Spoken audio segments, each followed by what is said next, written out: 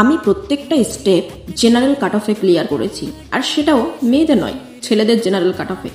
এক্সামের আর মাত্র 1 সপ্তাহ বাকি। আজ প্রায় 5 বছর পর তোমরা এই সুযোগ পাচ্ছ। যারা 2020-তে ফর্ম ফিল করেছিলে বা তার আগের থেকেই চেষ্টা করছো, কিন্তু এখনো চাকরি পাওনি, বা হয়তো এবার প্রথমবার এক্সাম দিচ্ছ, এটাকে একদম হালকাভাবে নিও না যে নেক্সট টাইম হয়ে যাবে। না, এটা ভাবতে ভাবতেই কখন তোমার এজ শেষ হয়ে যাবে তুমি নিজেও টের পাবে না। এখন অনেকে আছে যারা ভাবে যে আমি পড়ছি, চেষ্টা করছি, কিন্তু হচ্ছে না।